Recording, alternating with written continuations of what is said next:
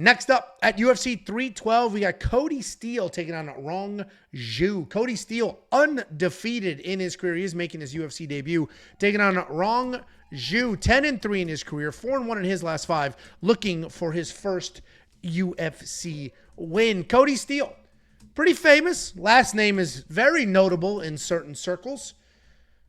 Wink, wink.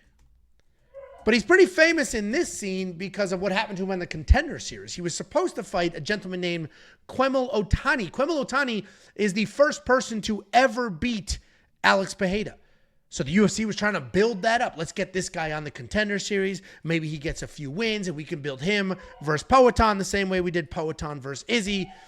But that dude, Quemel, got so scared, he literally left the arena. Didn't even fight, just left. His hands were taped. He left. So that obviously went viral. Then he got some notoriety here, and people learned the name Kody Steele. After that, he got a second run at it, won a fight, and did pretty well. Skill-wise, he's a good grappler. He's got big takedowns, chain wrestling, relentless pressure. He does a really good job creating scrambles, making stuff happen. He's got fundamentals. He's comfortable at distance. He's comfortable up close, but he's not doing anything crazy. It's like 1-2, nice and tight, nice and clean. He's taking on Rongzhu. Rongzhu is a good striker. He picks his shots well. He's got good power.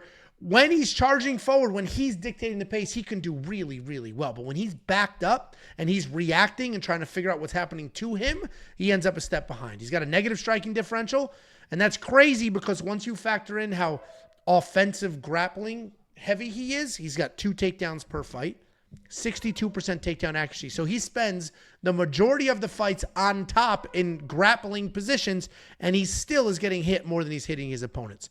He's coming off that TKO loss to Chris Padilla, where he did throw big, he did throw often. And Rongzhu is the more dangerous fighter of the two here, but I'm going with Kody. I think Cody's the overall better fighter. I think he gets it done.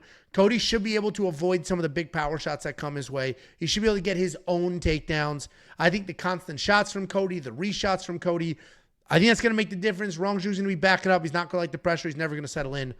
I'm going Kody Steele in this spot. What do you think, Cheeky Boy? Yeah, if Kody Steele doesn't get the takedowns, he's in big fucking trouble. This guy is not the level of striker for Rongzhu. If you watch that Contender Series fight, he telegraphs his takedowns. I know he's supposed to be this high-level grappler, and if he can get there, I'm sure he can kind of dominate this fight, but he was getting lit up, got hit pretty hard a number of times, and fight start on the feet. I think Rongzhu's going to be there for the counters and light this dude up. I'm going to play him by knockout when they drop the props. Damn, dude.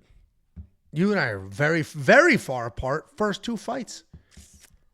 Holy shit. You're going Rongzhu by knockout here. It took about 3 minutes of watching that Contender Series fight to be like, yeah, this guy gets fucking hit left and right. If you watch that and you put 2 and 2 together with the way that Rongzhu hits, and I picked against Rongzhu as my lock of the week with Chris Padilla. Guess what was happening in that fight?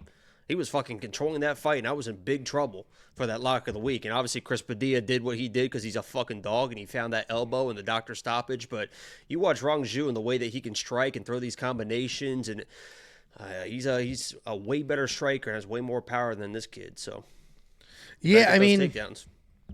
I do think he gets the takedowns just because I don't think Rongzhu likes to back up. I don't think he likes the pressure, and Kody Steele just shoot, like his cousin Lexington, just shooting. But I do think I'm going to be biting my nails on the feed for sure. Minus 200, so 2-1 favorite here. As a UFC debut, coming off the Contender Series, we've obviously seen many of those people get absolutely smoked. So, Jakey Boy's prop. What was the value of that prop bet? Plus what? Well, I said it hasn't dropped yet. Oh, that's right. You did say that. You said there's 4 fights you're waiting for props. There you go. Well, if you want to know when that prop does drop and if Jacob does place the bet, make sure you have your notifications turned on. That's what the app is for. Download the app. You'll get a push notification. Jacob just placed this bet. Bingo bongo. You like it, you take it. You don't, that's fine too. No DraftKings pricing here just yet because this fight is newer to the fight card. It is the only one without DraftKings pricing. So obviously we'll have to see what that looks like later in the week.